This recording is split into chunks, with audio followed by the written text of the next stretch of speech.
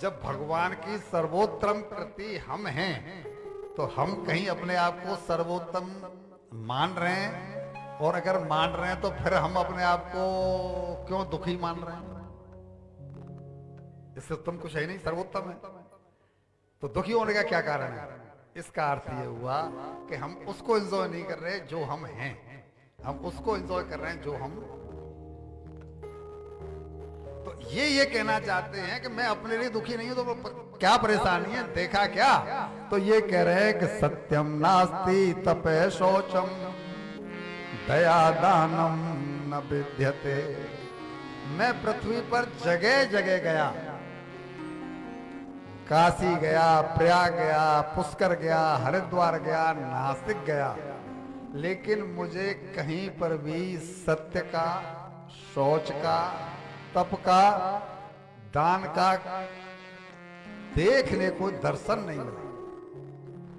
हर जगह व्याप्त है कलेश, कलह, रोना, पीटना। साधु संतों की स्थिति ये हो गई है कि पाखंड निरता संतो विरक्ता सपरिग्रह। जो अपने को विरक्त कहते हैं वे भी स्त्रियों व धन का परिग्रह करते हैं।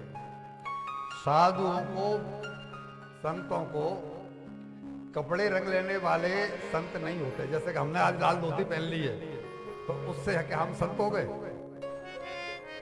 संत की परिभाषा विलक्षण है, संतत्व होना चाहिए तब संत है। कह रहे हैं दंपति नाम कलकम। स्त्री पुरुषों में हमेशा एक कलह सा मचा रहता है। 99% घरों में हम सभी एक बेड पर हैं, लेकिन शायद ही कोई कह पाएगा कि हमें आज तक 50 साल में एक बार भी, कोई कह पाएगा? शायद ही कोई कह पावे कि हमें आज तक झगड़ा नहीं हुआ। 50-50 साल, 60-60 साल हो गए एक बेड पर। हमारे यजमान सुनील अग्रवाल कह सकते हैं शायद,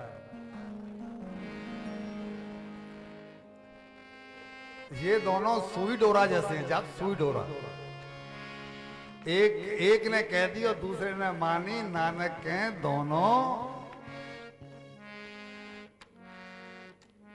ये स्थिति इन्होंने पहले ही कह दी कि घर घर गया मैं, सब जगह यही पर कलेश मचा हुआ है। इस तरह कलयुग के दोष देखता हुआ जब मैं वृंदावन धाम में पहुंचा, अब वृंदावन धाम की भूमि की ये प्रशंसा कर रहे हैं, लेकिन वहां भी क्या देखा? वो तो आगे आ ही रही है कि जहां भगवान श्री कृष्ण ने बाल लीलाएं की थी, इतना उत्तम भूमि, और वहां पर मैंने एक आश्चर्यजनक दृश्य ये देखा कि एक तरुणी स्त्री और दुखी रो रही है। क्यों? कि उसके सामने उसके दो बालक जर्जर अवस्था में, जो वृद्धावस्था को प्राप्त हो चुके थे, वो पड़े हुए हैं। और जब वो उसने मुझे देखा, मैंने उसे देखा, तो उसने जो है कौतूहल बस मैं उसके पास चला, तो उसने मुझे देखते ही और कहा, भोवो साधो क्षणम तिष्ठ मम चिंतामपि नाशय। हे साधो, साधु का दर्शन व्यर्थ नहीं जाता। संत अगर कोई प्रमाणिक मात्रा में है तो संत का दर्शन अमोघ है, व्यर्थ नहीं जा सकता। तो आपका दर्शन हुआ तो निश्चित ही मेरे इस कष्ट का निराकरण हो जाएगा, और क्षण भर रुक करके आप मेरी इस चिंता को नष्ट कर दीजिए। तब नारद जी ने पूछा, देवी आप कौन हैं और आपके दुखी होने का क्या कारण है, मुझे विस्तार से बताइए तो सही। तब उन्होंने अपना परिचय दिया कि अहम भक्ति रीति ख्याता इमौ वेतन यौमतौ। मैं भक्ति हूं। भक्ति, महारानी कह रही है कि मैं भक्ति हूं, और ये जो आप मेरे आसपास अन्य महिलाएं देख रहे हैं, ये सारी नदियां हैं, गंगा यमुना आदि नदियां हैं, ये शरीर धारण करके मेरी सेवा में लगी हुई है। ये जो दोनों पुरुष लेटे हुए हैं, ये मेरे पुत्र हैं ज्ञान और वैराग्य। मेरे दुख का यही कारण है कि मैं तो युवती हो गई, लेकिन मेरे पुत्र जो है वो अभी भी जर्जर अवस्था में है, वृद्धावस्था में। मेरा जन्म हुआ द्रविड़ देश में, महाराष्ट्र में मैं थोड़ी थोड़ी पुष्ट हुई। हमारे महाराष्ट्र में सबसे ज्यादा अच्छे ऊंचे संत हुए हैं, ज्ञानेश्वर महाराज, तुकाराम जी, नामदेव जी, ये जितने ऊंचे ऊंचे संत हुए हैं, तो वहां भक्ति को बल मिला। भक्ति कह रही है महारानी, भक्ति महारानी। यहाँ दक्षिण में ही, द्रविड़ देश मतलब दक्षिण में ही तो भक्ति, सबसे ज्यादा भक्ति का हम अगर ईमानदारी से कहें तो नॉर्थ में उतना भक्ति का वो नहीं है प्रभाव जितना कि यहाँ पर है। यहाँ के मंदिरों में जितना भव्यता है, यहाँ के मंदिरों में जितनी शुचिता है, उतनी हमारे यहाँ अब नहीं रही, क्योंकि जन्म भक्ति महारानी का यही हुआ। महाराष्ट्र में पुष्टता मिली, लेकिन गुजरात में पहुंचते पहुंचते और मैं जर्जर हो गई। आज लगता है कि गुजरात का माहौल ऐसा है, गुजरात में घर घर में भक्ति है। उस समय पर रहा होगा, गुजरात का नाम शायद गुर्जर प्रदेश पहले जो था वो रहा होगा गुर्जर लोगों का। आज तो मैं देखता हूं कि गुजरात में घर घर में भक्ति है और हरे कृष्णा हरे कृष्णा हरे कृष्णा सब जगह चलती रहती है। बहुत ज्यादा शांति है गुजरात में। लेकिन जैसे ही मैं वृंदावन में आई तो मैं तो युवा हो गई, लेकिन मेरे ये पुत्र ज्ञान और वैराग्य ये अभी भी अचेत पड़े हुए हैं, वृद्धावस्था को ही प्राप्त है। इसे कहते हैं भूमि की प्रधानता। वृंदावन वो भूमि है, आहा। लेकिन वृंदावन के बारे में दृष्टिकोण होना चाहिए कि हम वृंदावन में हैं। गौड़िया संप्रदाय के जो भक्त हैं, मुझे गौड़िया संप्रदाय के शायद बहन जी दिखाई पड़ते हैं। हाँ, ये गौड़िया संप्रदाय से हैं। क्या इस समय तो कार्तिक के महीने में वहां पर क्या रौनक है जी, इसका कोई जवाब। नारद जी कहते हैं कि वो भक्ति महारानी ने मुझसे कहा कि मैं तो युवा हो गई, लेकिन मेरे ये पुत्र अभी भी यों की तो पड़े हैं। ये जो वृंदावन की भूमि है ना, ये प्रेम की भूमि है। अयोध्या की भूमि काहे की है? तप की भूमि है। अयोध्या में आप देखेंगे साधु संतों को बड़ी बड़ी जटाएं होंगी और तपस्वी होंगे। वृंदावन में तपस्वी शायद उतने न हो, लेकिन प्रेमी बहुत होंगे। भगवान के याद कर करके आंसू बहा रहे हैं, रेत में पड़े हैं, ब्रजरज में पड़े हैं। ये भूमि की विशेषता वृंदावन की है। काशी ज्ञान की भूमि है और कुरुक्षेत्र कर्म की भूमि है। हर भूमि की अलग अलग विशेषता होती है। इस भूमि की, रामेश्वरम धाम की भूमि की विशेषता वैसे तो हमने ग्रुप में जो डाली थी उसमें पूरा वृत्तांत दिया ही था, पर ये जो भूमि है, ये भूमि के बारे में तो कहा ही क्या जाए, क्योंकि इसको तो प्रमाणिक भगवान राम ने स्वयं ही कर दिया है। शंकर जी की प्रार्थना, शंकर जी की पूजा करके रामेश्वरम की स्थापना। इस भूमि की तो खैर कहा ही क्या जाए। तो वो कहते हैं कि श्रीमद् भागवत का सिद्धांत है कि जैसे भोजन के प्रत्येक ग्रास में हमें 3 चीज प्राप्ति होती है। हम भोजन करते हैं, पहला कौर मुंह में डाला तो एक तो तुष्टि, एक संतुष्टि और एक क्षुधा निवृत्ति। भूख खत्म हो गई, आहा टकार आई, संतुष्टि हुई, और एक तुष्टि यानी पुष्टि। ये तीनों चीजें जैसे हमें एक साथ प्राप्त हो दी जाती हैं पहले कौर से ही, वैसे ही इस श्रीमद् भागवत का सिद्धांत है कि इसके वक्ता को और इसके श्रोता को इन तीनों की प्राप्ति होनी ही चाहिए। अगर वो भोजन कर रहा है तो जैसे 3 चीज मिलेंगी, ऐसे ही जो इसको श्रवण कर रहा है तो उसके अंदर भी ईश्वर की प्रेम और एक ज्ञान और वैराग्य का उदय, ये तीनों होना ही चाहिए।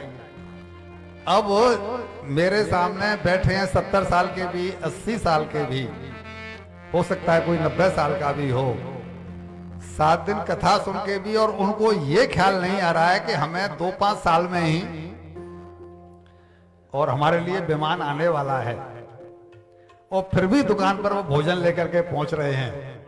तो इसका मतलब है कि उन्होंने प्रामाणिकता से, ड्यूटी है ना साहब, बाल बच्चे जाके दुकान खोलें और हम बड़े बूढ़े उनके लिए भोजन का डिब्बा लेकर के, प्रामाणिकता से कथा को नहीं सुना गया, यानी प्रामाणिकता से भोजन नहीं किया गया, न तीनों की जैसे पुष्टि वहां हो गई, न ऐसा कुछ यहां प्राप्त होगा। यदि भजन प्रामाणिकता से हो रहा है तो प्रत्येक नाम में भक्ति परेशान भवो विरक्ति रण्यत चैवत्रक एक काल, ज्ञान वैराग्य और भक्ति की प्राप्ति होनी ही चाहिए। ऐसा नहीं हो सकता कि कहीं आग नहीं लगी हो और धुआं उठ रहा हो, ऐसा नहीं हो सकता। यह स्थिति हमारी ही है, भक्ति तो हम में भी है। भक्ति न होती तो हम रामेश्वरम धाम में आते क्यों? भक्ति तो हम में भी है, लेकिन हम में क्या नहीं है? ज्ञान और वैराग्य से हमने दूरी बनाई हुई है। और एक बात जवाब दीजिए कि अगर ज्ञान और वैराग्य नहीं है तो भक्ति को संपूर्णता मिलेगी कैसे? किसी भी माँ का, चाहे वो 30 साल की हो, चाहे वो 60 साल की हो, अगर बेटा दुखी है, बेटे तो रोल रहे हैं मांगते हुए, तो माँ क्या खुशियां मनाएगी? भक्ति महारानी का दुख यह है कि मेरे बेटे जर्जर हैं। हम लोगों में अगर वैराग्य की अंकुर फूट जाए तो फिर समझ में आएगा ना कि मैं इस पैसे का करूंगा क्या? मैं क्यों नहीं वो काम करूं जिससे मेरे जीवन में प्रेम की वृद्धि हो, और प्रेम की वृद्धि केवल श्रवण से ही होगी। कथा, सत्संग, राम कथा, XYZ कुछ भी सुनते रहेंगे तो प्रेम की वृद्धि होगी, नहीं तो नहीं होगी। लेकिन देखते हैं कि साहब लोगों को यही नहीं मालूम कि श्रीमद् भगवत गीता क्या है और श्रीमद् भागवत क्या है। भगवत गीता का और भागवत का अंतर ही नहीं पता। आप बनियों के पैसे से, हम वक्ता तो करोड़पति छोड़ो अरबपति हो गए, वक्ता तो हम अरबपति हो गए, और श्रोता को अभी तो यही नहीं मालूम है कि भगवत गीता में और भागवत में फर्क क्या है। उनसे पूछो कि आपने कितनी कथा सुन ली, तो थे के जानो, माने कोई कह रहा है 50, कोई कह रहा है 200, कोई कह रहा है इतनी तो मैंने करा डाली, इतनी करा डाली, लेकिन अभी तक उनको यही नहीं मालूम है। इसका अर्थ सीधा सीधा है कि चूंकि वैराग्य जीवन में हमारे में नहीं है, इसलिए भक्ति अपना प्रभाव नहीं दिखा पा रहे। भक्ति प्रभाव, भक्ति फलित तभी होगी, भक्ति प्रसन्न तभी होगी जबकि हमारे जीवन में वैराग्य की उत्पत्ति हो। देखो बहनों भाइयों, ये भक्ति हलवा है, हलवा। हलवा में उसमें जो पड़ने वाली वस्तुएं, उनका भाव नहीं देखा जाता कि घी तो है 600 रुपए किलो और पानी मिल रहा है फोकट में, शक्कर है 40 रुपए किलो और घी है 600 रुपए किलो। तो कोई कहे कि हम तो केवल घी में ही हलवा बनाएंगे, पानी नहीं डालेंगे तो बन जाएगा? शक्कर के बिना बन जाएगा? ये कॉम्बिनेशन देखा जाता है। जैसे पानी की भी आवश्यकता है। आप बहुत पैसे वाले हैं, आप एक कनस्तर घी डाल सकते हैं, लेकिन हलवा में तो पानी भी पड़ेगा। शक्कर भी डालनी ही पड़ेगी, कॉम्बिनेशन चाहिए। उसी तरह भक्ति को अगर हलवा की तरह से इसका रस लेना है तो वैराग्य और ज्ञान रूपी जल भी इसमें पड़ना ही चाहिए। इसके बिना भक्ति जो है ना वो अपना असर दिखा नहीं पाएगी। हम प्रयास आए जितने कर रहे हैं। एक बड़े घर की बहू नई नई आई और उसने कहा कि मेरे ससुर तो बहुत पैसे वाले हैं और हमारे घर में जो एक्वेरियम है ना, मछली का जो एक्वेरियम क्या कहते हैं उसको, एक्वेरियम, बोला हमारे ससुर साहब कितने कंजूस हैं। क्यों? बोला पानी में डाल लगा मछलियों को और पैसा इतना दुनिया भर का है। तो उसने रात को सोते समय पानी निकाल दिया और दूध भर दिया। पैसे वाले हैं, पानी निकाल दिया और दूध भर दिया। हमारे घर की मछली पानी में काहे को रहे? सुबह जब देगी तो ऐसे नहीं, इसमें सब कुछ पड़ेगा तब बात बनेगी। और वही फॉर्मूला भक्ति में है, सब कुछ चाहिए इसमें। नारद जी बोले कि आप कहीं नहीं जाएं भक्ति महारानी से। उन्होंने बोला कि मैं अब छोड़ के जाना चाहती हूँ वृंदावन, यहाँ पर मेरे बच्चे वृद्ध हो गए। तो नारद जी ने बोला कि आप कहीं नहीं जाएं, ये वृंदावन बहुत अच्छी जगह है। वृंदावन छवि कहा कहूं। जय हो जय हो। नारद जी कह रहे हैं कि वृंदावन छवि कहा कहूं, कहतन बनते बैन। ये वाणी जो है वो कह नहीं पाती वृंदावन की महिमा को। वृंदावन छवि कहा कहूं, कहतन बनते बैन। नैनन के जिभ्या नहीं और जिभ्या के नहीं।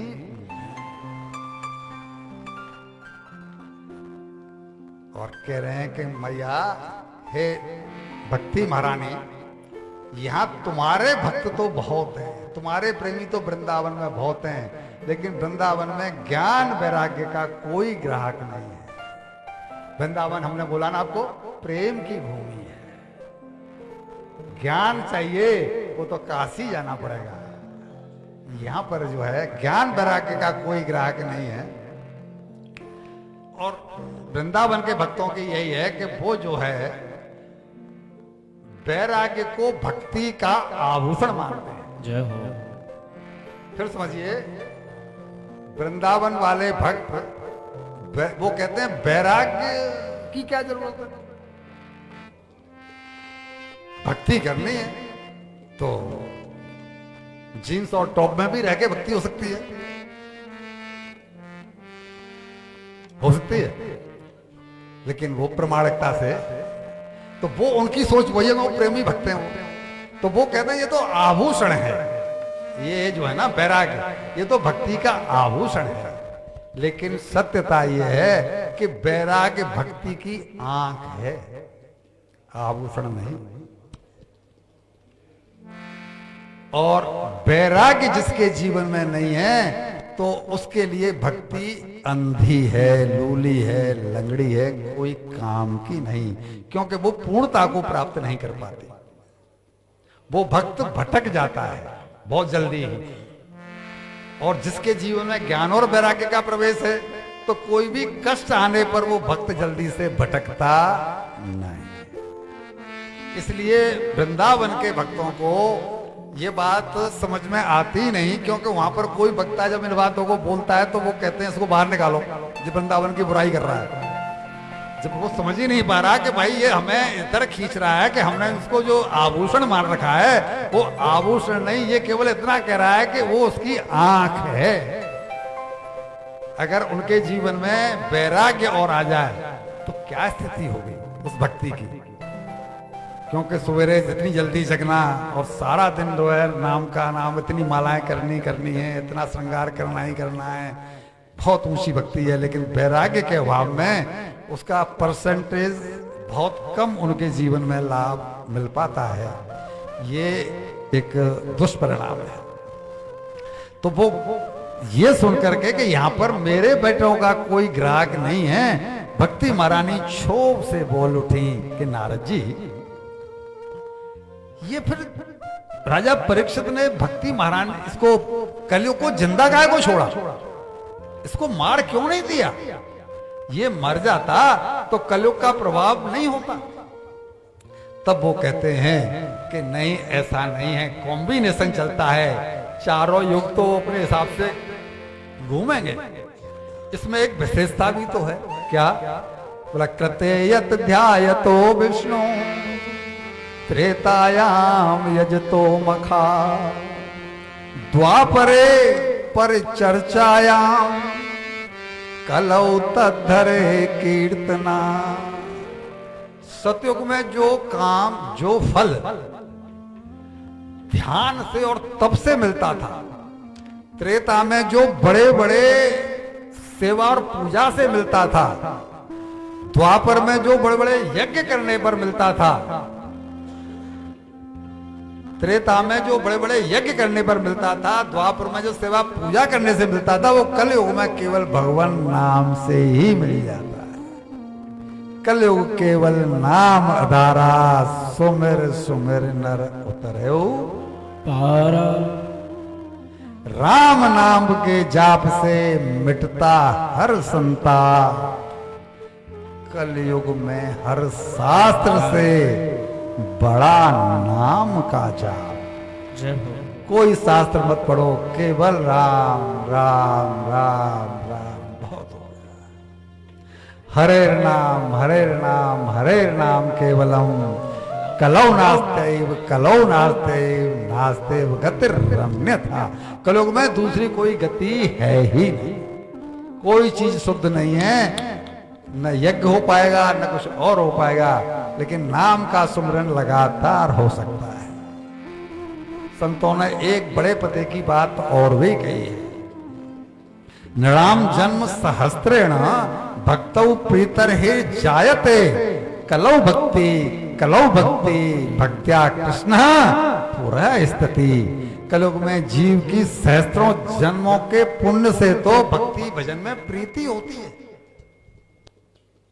कोई कोई क्यों दिखाई पड़ता है जो भजन में लीन है, सब क्यों नहीं दिखाई पड़ते? तो फिर सुबह वाली बात आ जाएगी। करोड़ों जन्मों के बाद तो ईश्वर में मतलब भक्ति में प्रीति होती है, और यदि हो जाए तो वही ये भक्ति उसको श्री कृष्ण के धाम में ले जाकर के पहुंचा देती है। कुछ अलग से करने की जरूरत नहीं है। इसके इसी गुण के कारण राजा परीक्षित ने कलयुग को मारा नहीं, कि बहुत सस्ता सौदा है कि थोड़े से प्रयास से ही और जीव को तरने का अवसर मिल जाता है। और एक बात इन्होंने जो हमने आपको 5 मिनट पहले सुनाई थी कि कलयुग के मनुष्यों के पास विवेक भी तो है। नारद जी कह रहे हैं क्या कि ये माना कि कलयुग है, ये बात आपसे कही जा रही है। आप ऐसा मत समझ लो कि वो नारद जी भक्ति महारानी से कह रहे हैं। ये बात हमसे आपसे कही जा रही है कि कलयुग के मनुष्यों के पास विवेक भी तो है, वह उसका उपयोग करके कलयुग को प्रभाव ही ना होने दें। अच्छा, कलयुग का प्रभाव हम पर क्यों हो रहा है? क्योंकि पुष्पा ने देख लिया कि शीला भी कर रही है तो मुझे क्या तकलीफ, शीला ने देख लिया कि मीना भी कर रही है तो मुझे क्या तकलीफ, मीना ने देख लिया कि पार्वती कर रही है तो मुझे क्या तकलीफ। और परिणाम क्या हो रहा है? कोई ये नहीं कह रही है कि वो क्या कर रही है इससे मुझे क्या मतलब, ये क्या कर रही है मुझे क्या मतलब, या ये क्या कर रहा है मुझे क्या मतलब। मैं तो अपने विवेक का प्रयोग करके जो मेरे हित में मैं वो करूं ना। लेकिन भेड़ चाल के चक्कर में और सब गड़बड़ होता चला जा रहा है। जो न पहनना चाहिए वो हम पहन रहे हैं, जो न खाना चाहिए वो हम खा रहे हैं, जो न पीना चाहिए वो हम पी रहे हैं, जिन सीढ़ियों को नहीं चढ़ना चाहिए हम उन सीढ़ियों को। तो ये विवेक का प्रयोग कहां पर होगा? नारद जी कह रहे हैं कि मनुष्यों के पास, कलयुग के मनुष्यों के पास विवेक भी तो है, वो उसका उपयोग करें, और वो करें नहीं जो उनके लाभ में नहीं है। तो कलयुग क्या बिगाड़ लेगा? कलयुग आकर के किसी का हाथ पकड़ता है कि तू इस काम को मत करे, तो जवाब हुआ कि नहीं, ऐसा तो नहीं करता। तब वो नारद जी उन्हें आश्वासन देते हुए बोले, देवी तुम चिंता मत करो, मैं तुम्हारे लिए कुछ करता हूं। और यहां तो ये लिखा है जी कि उन्होंने ये भगवान को साक्षी करके ये व्रत ले लिया कि मैं तुम्हें गेहे गेहे जने जने, घर घर में और जन जन में स्थापित करके रहूंगा। अगर मैं सत्य में प्रामाणिकता से भगवान का भक्त हूं तो इसका अर्थ क्या हुआ? भगवान की सौगंध हो गई नहीं हो गई? हम क्या कहते हैं, मैं फला वंश का अगर वंशज हूं, है फला वंश का व्यक्ति हूं, तो मैं कहता हूं कि मैं इस काम को करके रहूंगा। तो वही तो नारद जी ने कहा है कि अगर मैं प्रामाणिकता से भगवान का भक्त हूं तो मैं घर घर में और जन जन में, हे भक्ति महारानी, तो मैं स्थापित करके रहूंगा। यदि ऐसा न कर पाया तदा नाम हरेर्दासो लोके त्वां न प्रवर्तये। हरेर्दासो, तो मैं हरि का दास नहीं। ये सौगंध हुई कि नहीं? तो क्या हुआ? इतनी बड़ी कसम उन्होंने दिला दी। और जैसे ही उन्होंने ये कहा, यानी ये संकल्प लिया, अब नारद जी के पीछे चिंता लग गई। क्यों? क्या अर्थ निकाला है, कोई बताए? अपने ऊपर ले लिया कि इस काम को मैं, और हम लोग भी क्या कर रहे हैं, ये हमने पैदा किए हैं तो ये काम ये हम ब्याह के लाए हैं बहू, तो ये काम, और इसका परिणाम ये होता है कि वो सर पर एक बोझा जो आ जाता है, वो कभी फिर चैन से वो कोई काम करने नहीं देता। जब तक नारद जी ने ये कसम नहीं ली थी, यानी संकल्प नहीं लिया था, तो उन्हें कोई चिंता नहीं थी। अब चिंता हो गई कि अब क्या करूं, मैंने तो भक्ति महारानी को आश्वासन दे दिया, और वो भी भगवान का वास्ता दे करके, तो अब वो सबसे पूछते फिर रहे हैं कि भाई मैं क्या करूं कि ये बालक, ये जो दो पुरुष जो इनके बेटे हैं वो जागृत हो जाए।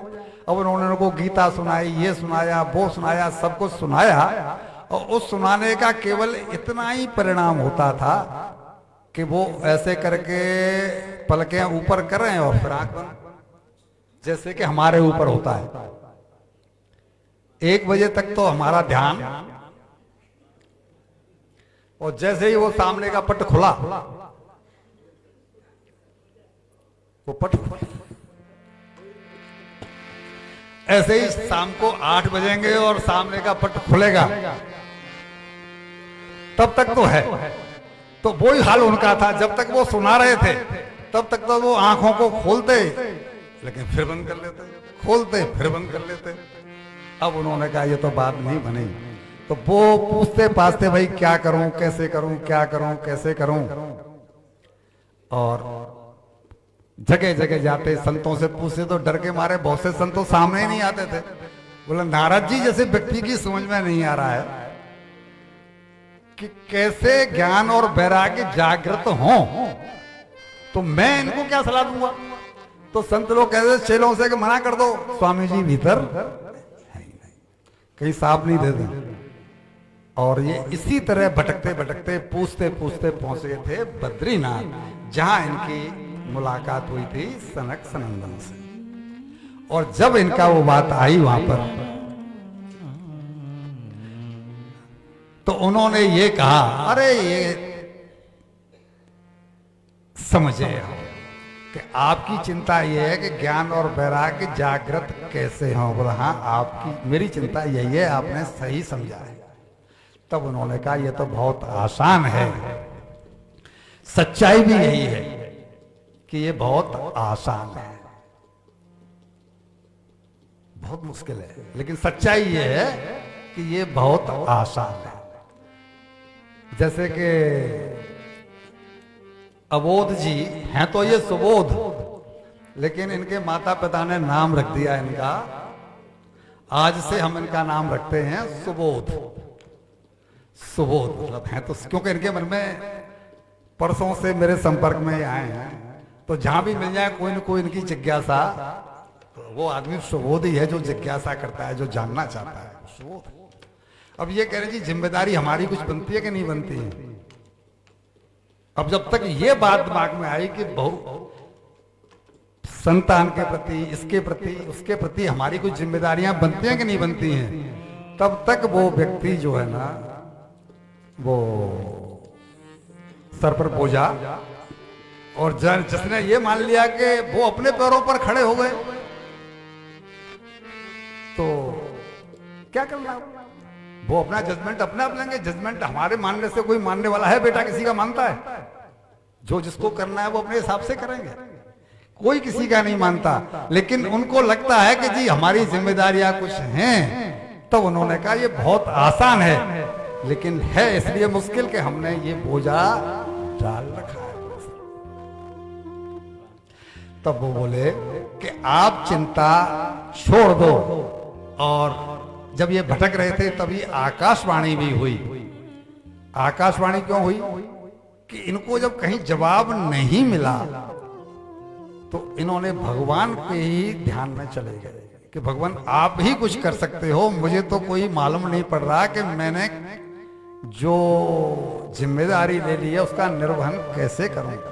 तो वहां से आवाज आई कि जो है ना, आप जो है भगवान ने जो भविष्यवाणी की, ठीक है ना, तब इन्होंने भगवान ने कहा कि आप तब करो, सत्कर्म करो। अब ये बोले कि ये सत्कर्म नहीं है तो फिर क्या है? मैंने इनको गीता जी का पाठ सुनाया, ये सुनाया, वो सुनाया, शास्त्र सुनाए, वेद सुनाए, पुराण सुनाए, तो ये सत्कर्म नहीं है। तो भगवान से पूछा कि फिर मैं क्या कर रहा था अब तक? सत्कर्म ही तो कर रहा था। बोला ये तुम्हें हम नहीं बताएंगे। तब बोला ये जाके संतों से पूछो। इसलिए ये पूछते फिर रहे थे कि भाई सत्कर्म क्या है, वो हमें बताओ। आकाशवाणी हुई है कि सत्कर्म करो। तब सनकादिक ने बोला कि जो आपको आकाशवाणी से सत्कर्म करने का संकेत दिया गया है वो सत्कर्म है श्रीमद् भागवत कथा का श्रवण। आप श्रीमद् भागवत कथा का श्रवण करो। जब आप भागवत कथा का श्रवण करेंगे तो ज्ञान और वैराग्य हैं तो वृंदावन में, लेकिन वो अपने आप ही भक्ति महारानी के साथ में आ जाएंगे वहां पर जहां पर की कथा हो रही है। तब बोले कि वो कथा फिर आप ही सुनाओ। अब मैं ढूंढने कहां जाऊं कथावाचक को? वो कथा भी आप ही सुनाओ और ये भी बताओ कि कथा को हम करें कहां, सुने कहां।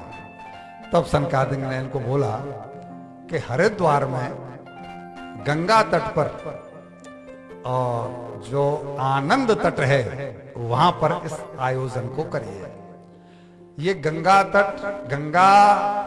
पर जो गंगा के किनारे जो आनंद नाम का घाट है, ये आपने बहुतों ने देखा होगा। जो वो है ना मंदिर वहां पर जहां परमार्थ आश्रम है, सप्तऋषि रोड पर, जहां पर उनका अभी जो शरीर शांत हुआ है उनका क्या नाम था? संत राम सुखदास जी। वो जो मंदिर है तेरा मंदिर का भारत माता मंदिर, वो जो भारत माता मंदिर वाले स्वामी जी, अभी उनका शरीर शांत हुआ ना 2-3 महीने पहले ही। वो जो तट है ना वो है ये जगह, आनंद तट वो है। वहां पर इस कथा को करने को बोला गया है। प्रश्न ये है कि वहां पर क्यों बोला गया? बोले इसलिए कि वहां पर अधिक से अधिक लोग इकट्ठे हो जाएंगे और इसलिए ये सारे लोग वहां से चल करके नीचे आए हैं। भगवान का जब तक विस्मरण है तब तक ही विपत्ति है। जैसे ही भगवान का सुमरण हो जाए तो विपत्ति का नाश हो ही जाता है, क्योंकि कहा गया है विपद विस्मरणम संत विष्णु। और फिर संपन्न नारायण स्मृति, नारायण की स्मृति आ जाए तो फिर विपत्ति का कोई कारण है ही नहीं।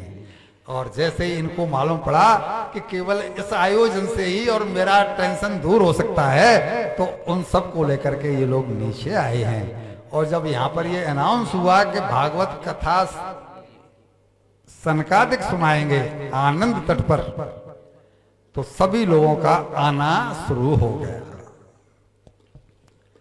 ये जो आरक्षण की परंपरा है ना, ये तभी से चली आ रही है। भगवान ने खुद नहीं बताया कि सत्कर्म क्या है, बोला वो संत बताएंगे।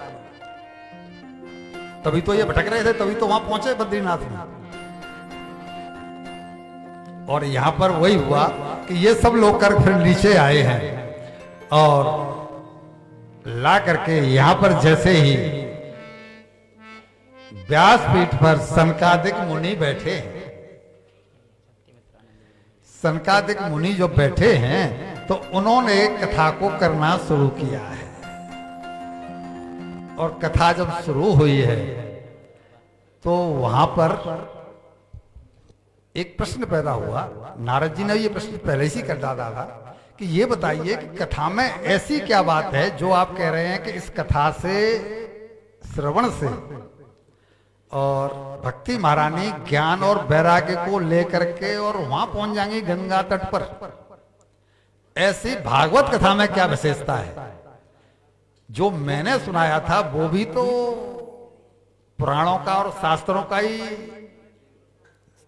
गीता क्या है या ये जो मैंने बताया। तब उन्होंने कहा कि वो है तो वही चीज, लेकिन ये सार सार है, उसमें विस्तार है। दूसरी बात एक ये है कि ये इतना अट्रैक्टिव है कि सुखदेव जी जैसा परमहंस व्यक्ति और इसको सुन करके और भगवान में उसका प्रेम, क्यों वो तो साकार का, वो तो साकार को उपासक नहीं है, वो तो निराकार के उपासक है। और ये भी इनको शंका हुई कि भागवत कथा के बारे में जो आप कह रहे हो कि इसमें ऐसी है वैसी है, तब उन्होंने कहा कि ये भागवत कथा को तो आपने ही सुनाया है व्यास जी को।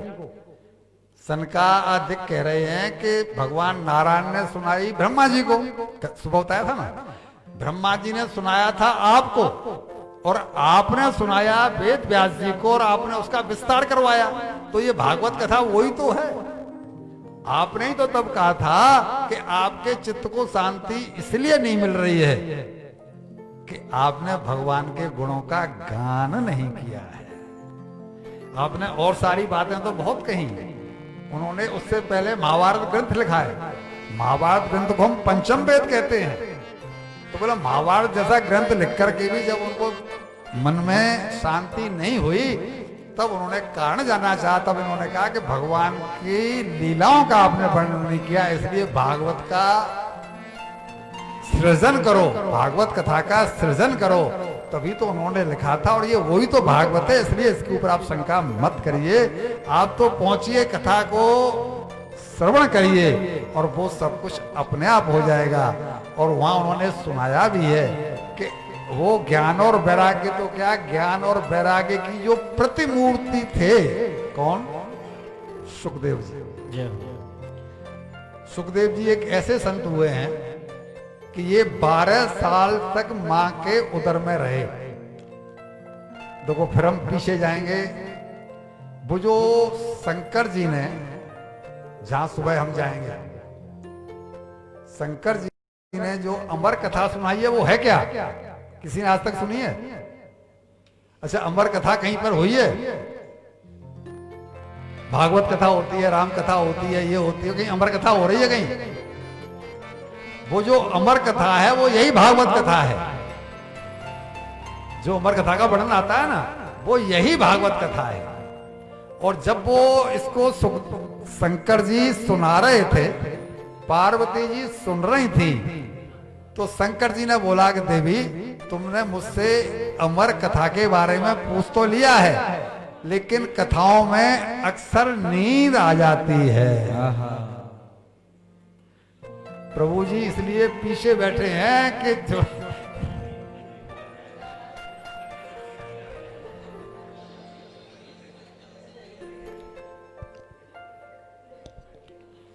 तो देवी सो मत जाना। तो बोला नहीं नहीं, कैसी बात कर रहे थे, नहीं सोंगे नहीं। और जब इन्होंने कथा सुनाना शुरू किया तो बोला इसका प्रमाण यह कि तुम हुंकारा भरती जाना।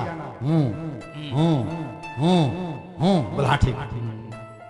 और जैसे ही उन्होंने ये कथा शुरू की तो पार्वती जी हुंकारा भरना शुरू किया, लेकिन कथा ने अपना प्रभाव दिखाया और उनको नींद आ गई। लेकिन वहां पर एक तोते का अंडा जो पूरी तरह से विकसित नहीं हुआ था, वो वहां पर एक घोंसले में रखा रह गया। और सब तो भगवान शंकर ने आवाज करके त्रिशूल से और सबको भगा दिया था कि यहां कोई दूसरा सुन नहीं ले। क्या कह रहे हैं हम कि अमर कथा को कोई दूसरा, ये दृष्टिकोण किसका है? लेकिन रोटी राम का दृष्टिकोण क्या है कि सब सुन लें, सब सुने और अधिक से अधिक सुने, ठीक है ना? तो हमारा ऐसा कहना नहीं है भाई, सुनिए इसको। और वो इसलिए वो अंडे ने वो अंडा डेवलप हो गया क्योंकि कथा अपना प्रभाव दिखा रही थी। समय से पहले कुछ बच्चे मैच्योर हो जाते हैं। बहुत सी लड़कियां मां नहीं रही तो वो 12 साल की उम्र में ही, 10-12 साल की उम्र में ही लड़कियां खाना बनाना सीख जाती हैं और व्यवहार निभाना सीख जाती हैं। क्यों कि जिम्मेदारी आकर के पहले ही पड़ी और वो मैच्योर हो गई। ऐसे ही अमर कथा सुनने से वो जो अंडा था वो मतलब बढ़ गया और वो मैच्योरिटी को पा गया। यानी जिस समय जो उनका समय होता था, हमारा 9 महीने का समय है, ऐसे उसका अंडे का जो भी रहा, और वो उसमें से जो बच्चा निकला वो हूं करना उसने शुरू कर दिया। जब कथा शंकर जी ने पूरी सुना दी तब देखा तो पार्वती जी तो सोई हुई है और हूं की आवाज आ रही है। तो उनको ये हूं की आवाज कहां से आ रही है? फिर पार्वती जी सोई हुई हैं तो जब देखा तो एक तोता ऊपर बैठ करके पेड़ पर और वो हुंकारे भर रहा। तब शंकर जी ने कहा कि ये तो गलत हो गया। इस तोते ने कथा सुन ली और पार्वती जी ने सुनी नहीं है। तब वो लेकर के पीछे पीछे त्रिशूल भागे उसको मारने के लिए। तब ये जो तोता है, ये तोता है शुक। शुक को हम तोता कहते हैं ना। और जरा पीछे जाएं तो ये शुक है राधा रानी का शिष्य। जहां बैकुंठ में राधा और कृष्ण रहते हैं तो ये शुक वहां पर कृष्ण इससे पहले करता था ये राधे राधे राधे। राधे रानी ने देखा कि ये तो राधे राधे करते ही रह जाएगा, इसको भगवान कृष्ण के चरणों में पहुंचा दूं। क्योंकि राधा रानी तो आखिर में है तो माया, ब्रह्म तो भगवान कृष्ण ही है। तब उन्होंने बुलाया एक दिन, पुत्र आओ मेरी हथेली पर बैठो। ये सुख उनकी हथेली पर बैठा और फिर बोला कि तुमने राधे राधे उच्चारण बहुत कर दिया, तब अब बोला अब कृष्ण कृष्ण कृष्ण ये उच्चारण करो। अब मेरे महल में नहीं, कृष्ण के महल में जाकर के उच्चारण किया करो। तो उस दिन राधा रानी ने इनको अपना शिष्य बनाया, इस तोते को, और कृष्ण नाम का मंत्र उनको दिया। कृष्ण कृष्ण बोलो, कृष्ण बोलो। ये वहां से गए हैं और फिर भगवान कृष्ण ने देखा कि राधा रानी ने एक जीव को मेरे चरणों में पहुंचा दिया।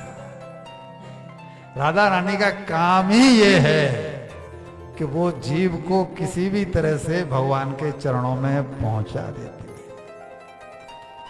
आज राधे राधे जो लोग करते हैं वृंदावन में, उनका उद्देश्य ये है कि जहां राधे हैं वहां श्याम तो फिर मिल ही जाएंगे। तो ये तो उनके शिष्य हैं सुखदेव जी। तो ये जब उड़े तो भगवान शंकर पीछे पीछे थे और वहां पर वेद व्यास जी की पत्नी ऋतु काल से जो महिलाओं का 5 दिन का, तो उससे निवृत्त हुई थी और वो स्नान करके और अपने बाल टेरेस पे छत पर सुखा रही थी। और ऐसे करके उन्होंने बालों को पीछे किया तो ये सूक्ष्म रूप धारण करके उनके हृदय में ही प्रवेश करके, मुख में प्रवेश करके, ये वेद व्यास जी के जो पुत्र सुखदेव जी हैं, ये इनकी कथा हम सुना रहे हैं। वो अमर कथा सुन करके ये उनके मुख में प्रवेश करके बहुत सूक्ष्म रूप धारण करके, अब शंकर जी मजबूर हो गए क्योंकि वो अंदर चले गए थे। और इसके बाद में शंकर जी तो शांत हो गए, चले गए वहां से। लेकिन ये 12 साल तक मां के उदर से बाहर नहीं आए। इनकी पत्नी वेद व्यास जी की अपने पति से बोली, यानी वेद व्यास जी से, कि अब मुझे कष्ट होता है 12 साल तक गर्भ को धारण करके, ये बालक कब बाहर आएगा। उन्होंने, वेद व्यास जी तो भगवान के ही अवतार हैं, उन्होंने इनसे प्रार्थना की कि पुत्र तुम बाहर क्यों नहीं आ रहे हो, 9 महीने का समय होता है, तुमने 12 साल ले लिए, इसके पीछे क्या कारण है। तब इन्होंने बोला कि मुझे संसार में आते ही माया घेर लेगी। ये माया का चक्कर, जैसे ही बालक मां के उदर से बाहर आया और माया ने अपना जाल, जब तक मां के गर्भ में बालक होता है उसकी डोर भगवान से लगी होती है। कहते हैं ना, हे प्रभु मुझे इस नरक से बाहर निकालो, अब मैं ये भूल नहीं करूंगा। हम सब भगवान से ये वादा करके आए हैं कि अब हम ये भूल नहीं करेंगे, भजन करेंगे और तरने का प्रोग्राम बनाएंगे। लेकिन यहां पे आकर के हमको किसी को याद है क्या?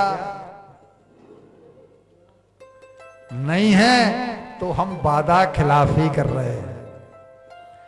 पत्नी कहती है कि शादी से पहले तुमने ये वादे किए थे, अब तुम वो वादे पूरे नहीं कर रहे हो, इसलिए डाइवोर्स के पेपर तैयार करवाओ। पति कहता है कि तुमने ऐसा कहा था, वैसा कहा था, डाइवोर्स के पेपर तैयार करवाओ। और भगवान से कोई नहीं कहता, भाई भगवान तो किसी से कह नहीं रहे कि तू वादा करके ये गया था, ये गया था, ये गया था, ये गया था।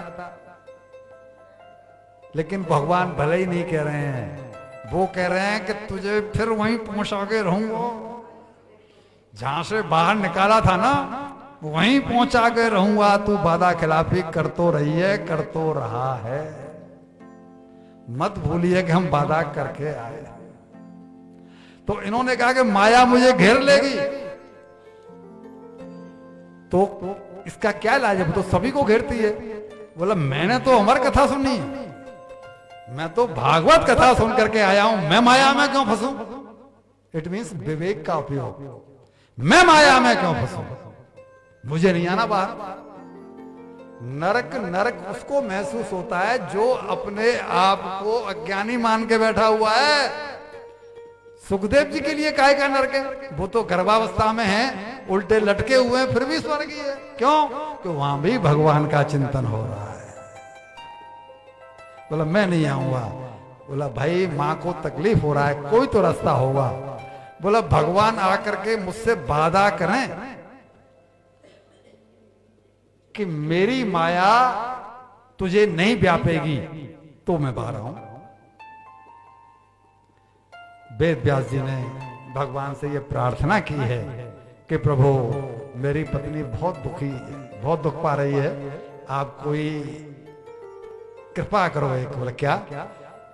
कि आने वाली संतान को ये आश्वासन दे दो कि आपकी माया उसे नहीं व्यापेगी। ये पद्म पुराण का है सारा दृष्टांत जो हम अब ये सुना रहे हैं, पद्म पुराण का ये। तो भगवान आए हैं और उन्होंने उनकी पत्नी के उदर पर दृष्टिपात करते हुए कहा है कि नहीं बालक तुम बाहर आओ, तुम्हें मेरी माया नहीं व्यापेगी, मैं तुम्हें आश्वासन देता हूं। और ये 12 साल के बाद प्रसूति वायु चली, ये बाहर आए और बाहर आते ही नाल को अपने हाथ से काट करके, कितनी विलक्षण बात है, मां के साथ जो नाल जुड़ा हुआ है उसे अपने हाथ से काट करके और नाल को अपने कंधे पर डाल करके और चल दिए। बोला कहां? भजन करने।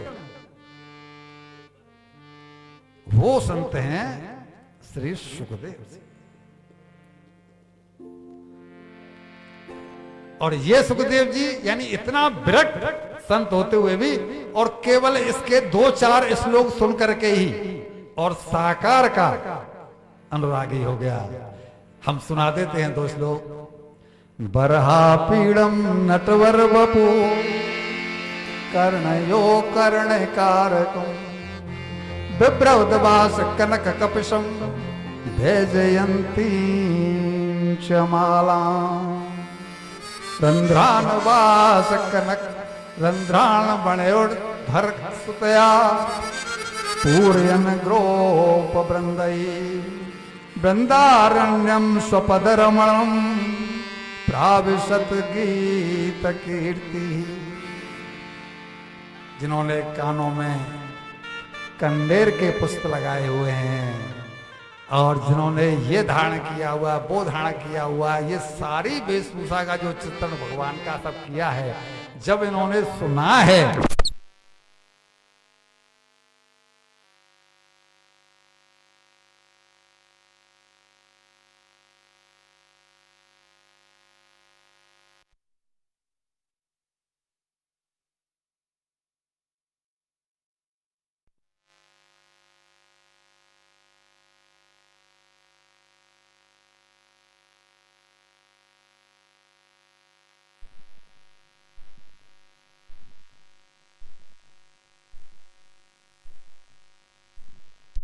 राधे राधे हे राधे श्यामा राधे श्यामा श्यामा श्यामा राधे राधे राधे कृष्णा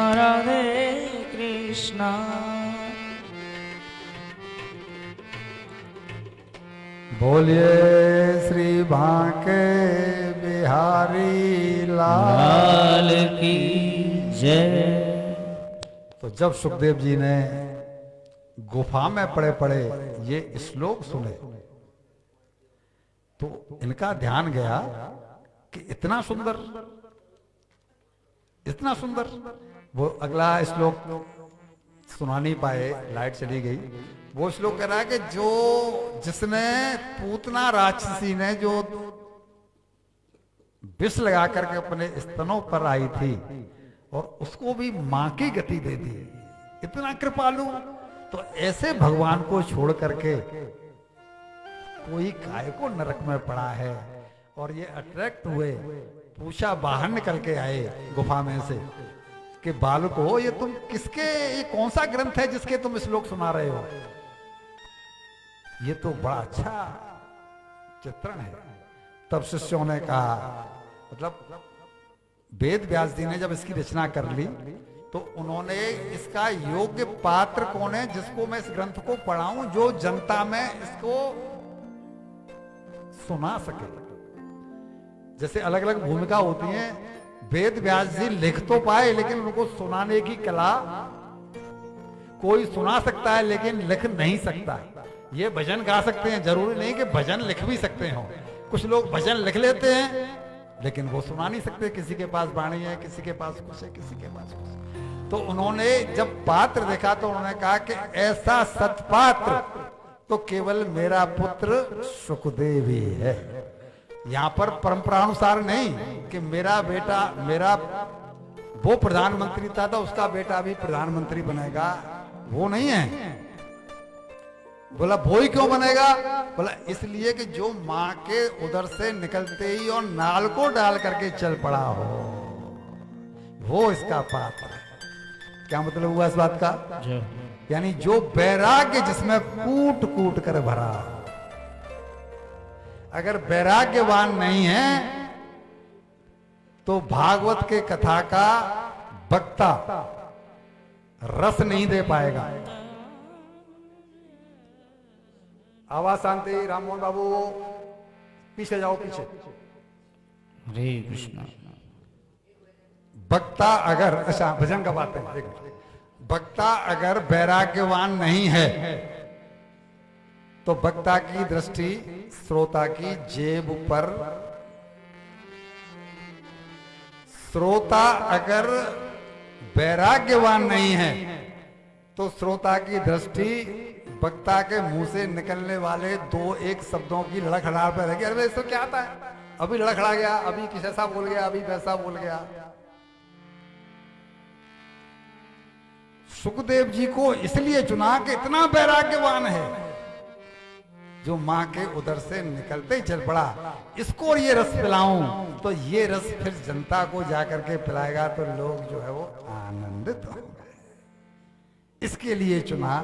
और जब इनसे पूछा कि भाई ये कौन है, किस ग्रंथ के हैं, तब बोले कि ये हमारे गुरुजी ने लिखे हैं, उनका नाम है वेद व्यास जी। अरे बोला वेद व्यास जी तो मेरे पिताजी हैं। बोला जी ये तो हमको नहीं मालूम, लेकिन ये भागवत ग्रंथ के हैं और भागवत ग्रंथ वेद व्यास जी ने लिखा है। तो वो कहाँ है? बोला उनका आश्रम चलिए वहां पर है। व्यास गुफा कहां पर है? सवार व्यास गुफा बद्रीनाथ में, माना गांव गए होंगे ना, जहां गणेश गुफा है, व्यास गुफा है, वो वहां पर हैं, वहां पर चलिए। और इनको लेकर के गए, तब वेद व्यास जी ने इनको ये ग्रंथ सुनाया है, और तब वेद व्यास जी ने ये सुनाया वहां पर। और अब एक जो है भजन हो जाए फड़कता सा।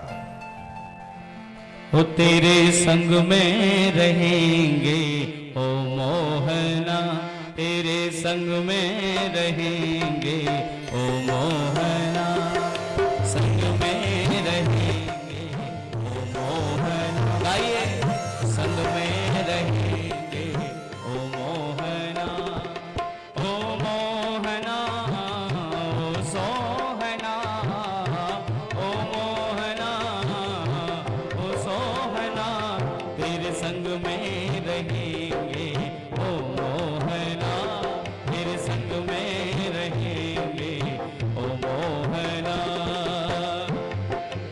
जय हो, प्रेम से ताली सेवा करें सभी भक्त भजनों में।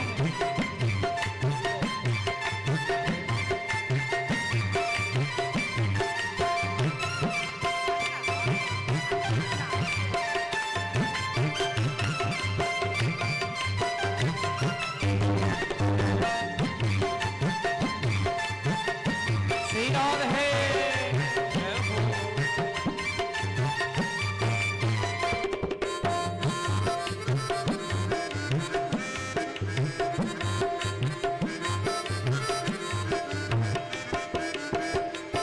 तुम चंदन बनो मैं पानी बनूं, तुम चंदन बनो मैं पानी बनूं, तुम चंदन बनो मैं पानी बनूं, तुम चंदन बनो मैं पानी बनूं। और कहाँ मिलेंगे? मस्तक पर मिलेंगे ओ मोहना, मस्तक पर मिलेंगे ओ मोहना, तेरे संग में रहेंगे ओ मोहना, ओ मोहना, ओ सोहना, ओ मोहना, ओ सोहना, तेरे संग में रहेंगे ओ मोहना, तेरे संग में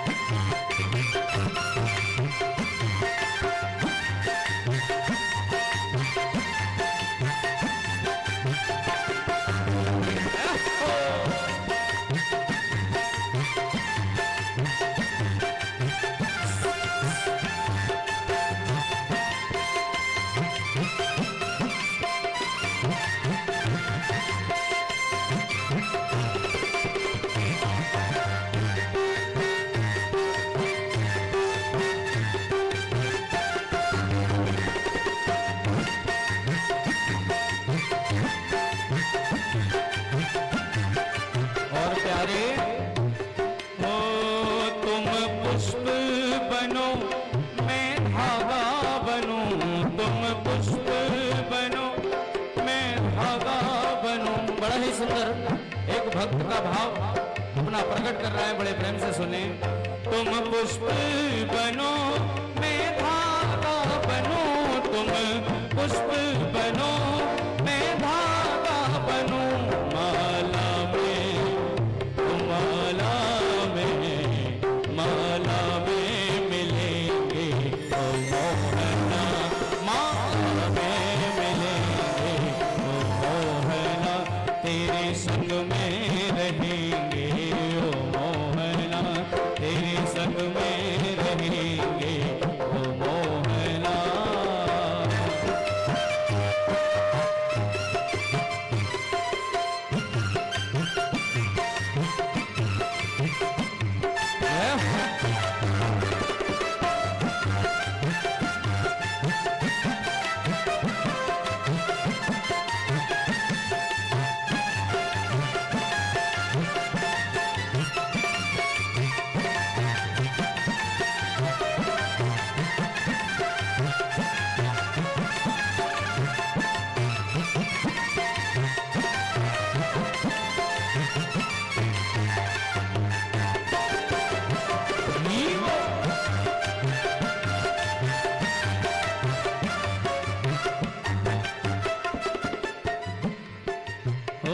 तुम मुरली बनो मैं तान बनूं, तुम मुरली बनो मैं तान बनूं, तुम मुरली बनो मैं तान बनूं, तुम मुरली बनो मैं तान बनूं। और कहाँ मिलेंगे प्यारे? अधरों पे अधरों पे अधरों पे मिलेंगे ओ मोहना, अधरों पे मिलेंगे ओ मोहना, तेरे संग में रहेंगे ओ मोहना। अरे ओ मोहना ओ सोहना, ओ मोहना ओ सोहना, तेरे संग में रहेंगे ओ मोहना, तेरे संग में रहेंगे ओ मोहना, तेरे संग में रहेंगे ओ मोहना, तेरे संग में रहेंगे ओ मोहना, में रहेंगे ओ मोहना, तेरे संग में रहेंगे ओ मोहना, तेरे संग में रहेंगे ओ मोहना। बोलिए श्री बांके बिहारी लाल की जय हो। तो सनकादिक कहते हैं कि आप इस भ्रम में मत रहिए कि इस कथा की महिमा क्या है। आप तो बस पहुंचिए गंगा तट पर और वहां पर अपने आप ही भक्ति महारानी अपने दोनों पुत्रों को लेकर के पहुंच जाएंगे, यानी ज्ञान और वैराग्य दोनों ही युवा हो जाएंगे। अब एक प्रश्न होता है जो गुप्ता जी आपने हमसे किया था कि धामों की ही सलाह क्यों दी जाती है भागवत कथाओं के बारे में, कि वो धाम में होनी चाहिए, इसकी सलाह क्यों दी जाती है। उसका कारण ये है कि ये कहते हैं संत के धामों में संतों के परमाणु जो है हमेशा मिलते रहते हैं। यानी हम आज की भाषा में कहें तो परमाणु रूपी जो वाईफाई है वो धामों में हमेशा ऑन रहता है। ये नेटवर्क कभी जाता, ये नेटवर्क धामों में हमेशा मिलता रहता है, क्योंकि ये सब भगवान की लीलाओं की लीला स्थली रह चुके होते हैं, उसी को धाम कहते हैं। अगर यहाँ भगवान राम ने शंकर जी को पूजा नहीं की होती तो रामेश्वरम का अस्तित्व ही नहीं होता। वृंदावन का अस्तित्व क्यों है? भगवान कृष्ण ने वहां पर बाल लीलाएं की हैं, इसलिए जो है ना ये वाईफाई ऑन रहता है, यानी परमाणु संतों के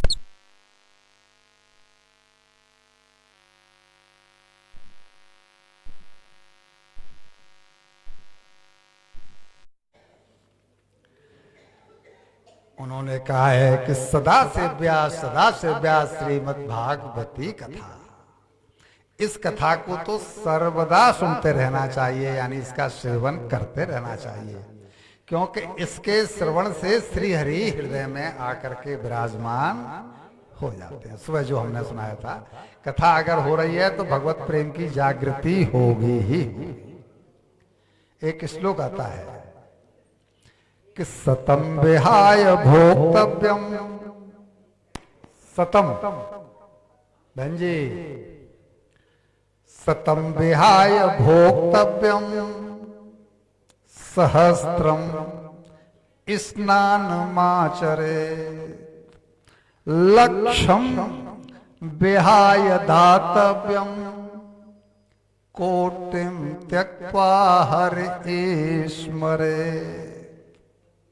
100 काम छोड़ने पड़े तो छोड़ करके भोजन कर लेना चाहिए। तो 100 काम नहीं, हम तो एक काम भी छोड़ना पड़े या लाख काम भी छोड़ना पड़े, भोजन तो कर लेते हैं। लेकिन अगली बात, 1000 काम छोड़ करके भी शुचिता प्राप्त, यानी स्नान कर लेते, यानी कि शुचिता प्राप्त कर लेनी चाहिए। सहस्त्रम स्नान माचरे, शुचिता 1000 काम छोड़ करके भी। स्नान से मतलब नहाना नहीं है, स्नान से मतलब पवित्रता से है, हमारे जीवन में पवित्रता आवे। फिर कहते हैं लक्षम विहाय दातव्यम, लाख काम छोड़ करके दान धर्म सत्संग कर लेना चाहिए। लक्षम विहाय, लाखों काम छोड़ करके लक्षम विहाय दातव्यम, दान धर्म सत्कर्म कर लेना चाहिए।